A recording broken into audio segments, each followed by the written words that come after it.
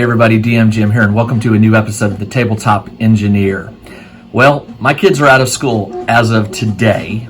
You may be able to hear the 3D printer going in the background, not sure. But my point is this, for the next 2 months, it's probably gonna be a little crazy in my workshop. May have some kids interrupting, some friends, may have some noises going on. But the fact is, I've got a lot of projects that I wanna get done this summer. And for that reason, I'm going to have a lot of things going on. So I hope you'll bear with me. The house is no longer quiet during the day, and that's a good thing. What are we going to be working on today? Well, in an earlier episode, probably about 10 episodes back, I introduced you to my method of making dungeon tiles. Basically, I'm using 12-inch by 12-inch vinyl tiles that you can buy for about $1 to $1.50 at your hardware store.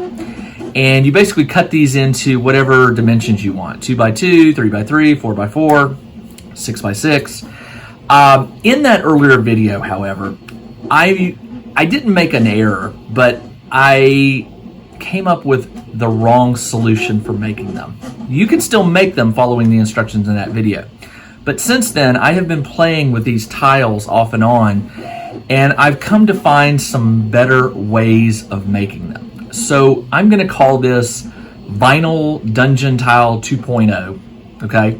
And I'm going to show you, start to finish, how to make those tiles a little bit differently.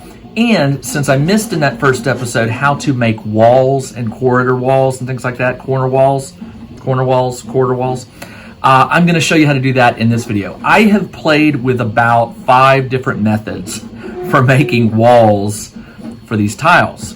And they involve cardboard, foam, the actual tile itself, which is the solution I ended up going with, and some other solutions that just ultimately did not work well. So anyway, I went back to the drawing board, and I believe now I've come up with what I consider to be a better way of making these. So let's get to the tabletop right now, and I'll narrate and show you how to make these, okay? Let's go. I basically started out with a 12-inch by 12-inch piece of vinyl tile with adhesive on the back. I made marks every 3 inches. Now, in the previous video, I made these 4x4, but here you'll see I'm doing these as 3x3 inch tiles, meaning that I will get a total of 16 tiles, dungeon tiles, per 12-inch by 12-inch vinyl tile. So after making the marks, I used a blade, and I could have probably cut through them, but I made 2 or 3 passes to score them. I wasn't looking to cut all the way through. I just need to cut through the vinyl pattern on top. I made 3 cuts vertically, 3 cuts horizontally, which broke the tile up into 16 pieces, and then I snapped the individual pieces apart.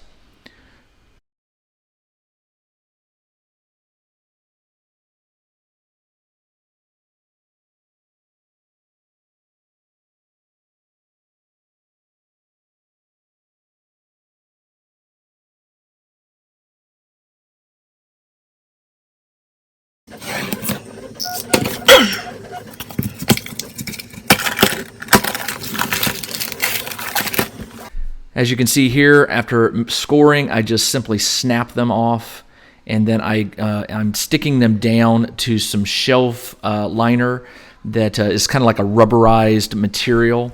Here's all 16 tiles, and then I just used a blade again to cut away the liner. And I'm cutting at a bevel. I'm cutting towards the underside or the center of the tile so that it has a slight angle. And after I cut away all the things, I have 16 brand new 3x3 tiles ready to go.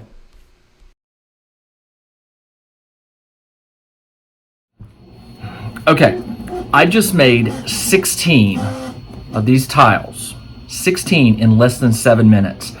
I thought about running this at real time and letting you see me make all 16 in 7 minutes. But if you watch the tape again and rewind it, I'll show you at least making 4, so that takes about 1.5 minutes. But honestly, I checked the timer on the camera after I started this project.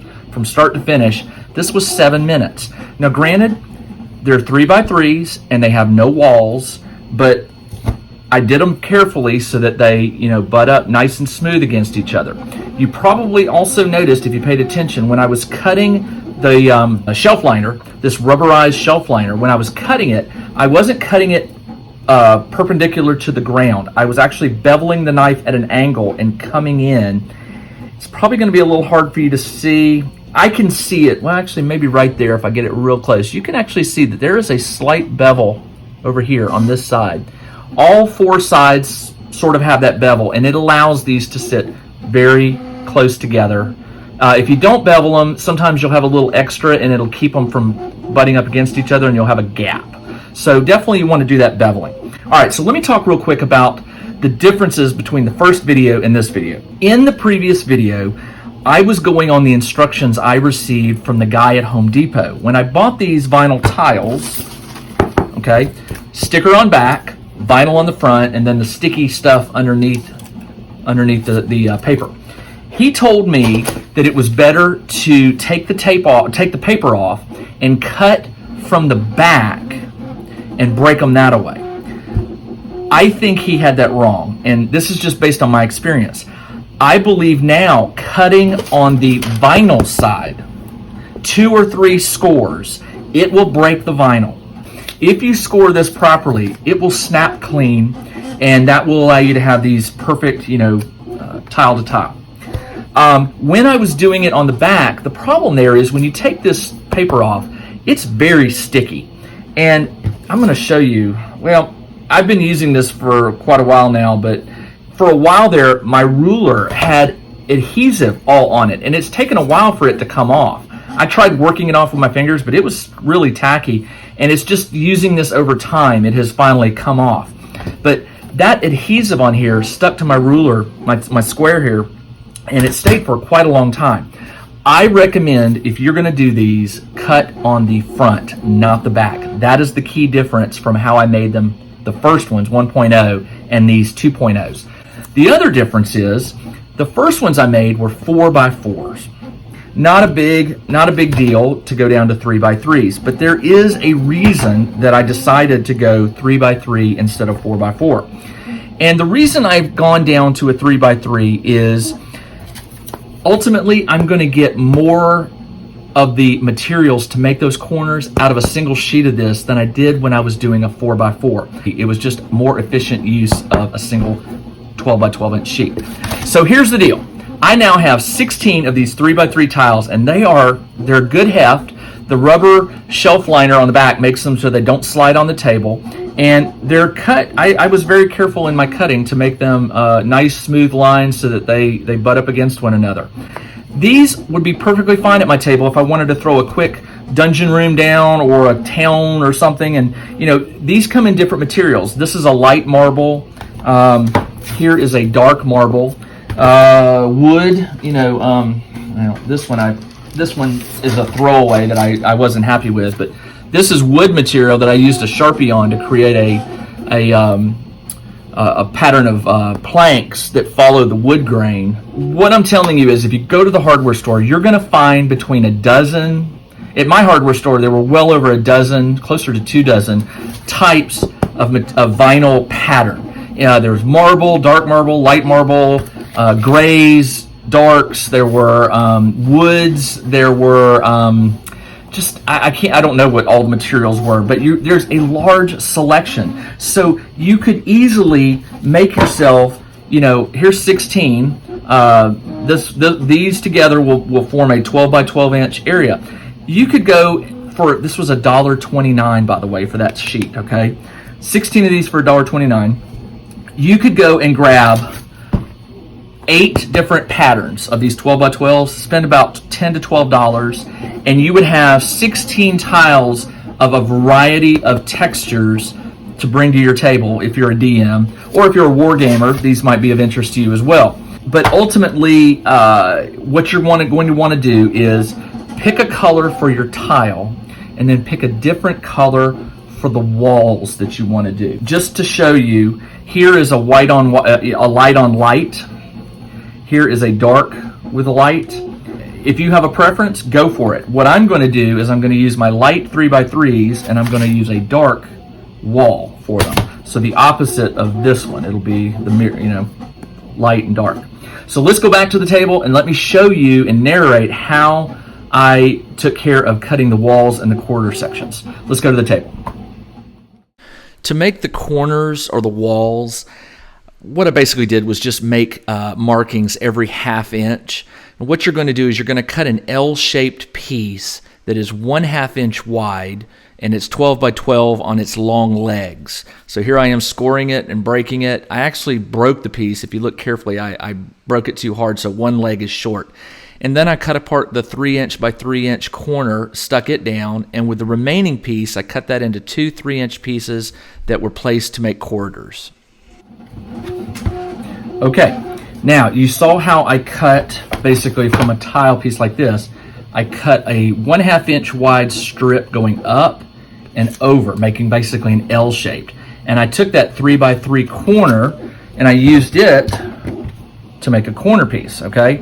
Don't throw away anything. And let me tell you why. That's a 3 inch wide quarter piece. Same there. 2 3 inch wide quarter pieces, right?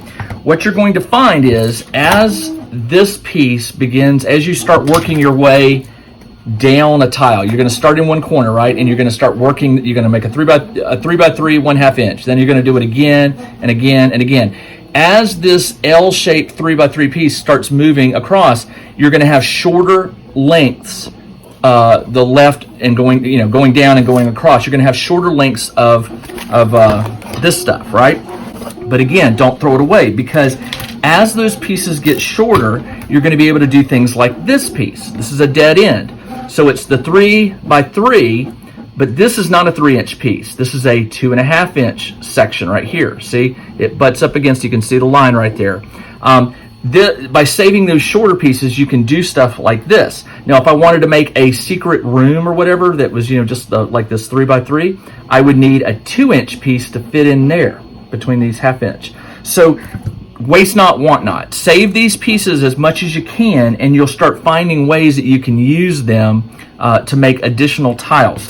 Initially, I was just going with the corners and the walls, and I wasn't even doing corridors. I was just doing this combination right there. But I soon realized that corridors would be nice if you wanted to do a door going into a room, for example, right? You can do it like that or like that, however you want to do it. But here's the thing. What I love about these particular tiles is the cost, okay? A 1/2 inch sheet of foam at my hardware store, an 8 foot by 4 foot sheet is about $16. Now, I can't do the math in my head real fast about how many 3 by 3s I can make, but it would be a lot, okay? But I'm going to be doing a lot of cutting either with a blade or with a Proxxon. The other thing is they have to be prepped, surface. If you want to grit on them, you got to grit them. If you want to stipple them with a sponge to give them a marble, all that takes time. And I'm not saying it's not worth it, because I've got tons of tiles that I have made for the games I play out of foam, and I think it's a great solution. Fast, cheap, and easy. I mean, you got to be careful with your blade, don't cut yourself, but the tiles are already done with texture. All you have to do is cut them to shape, mount them on something. You can mount them on chipboard, mount them on foam, whatever you want. But this stuff right here is, I want to say I got it at the grocery store for like $5 or $6 for a 12-foot roll or 10-foot roll. Lasts forever. But put that on the back and then cut some walls if you want to put walls. If you don't, just use them plain. But you saw it. I made 16 of these in 7 minutes, and I timed myself making the corner straightaway and two-way, and this took 6 minutes for 3 of these. I've yet to see a cheaper tile with it already pre-printed with a pattern. That cuts out a lot of the time. Okay, also cuts a lot of the cost out. You don't have to paint them. You don't have to take the time to grit them and texture them and stuff like that. It's already done for you.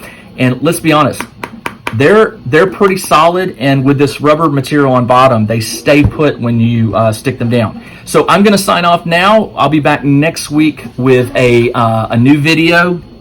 Before I go, I wanted to tell you that Bexham's Bazaar issue number 6 is coming out next Friday, June 1st. I think that's the date, June 1st. That issue is going to be 100% free.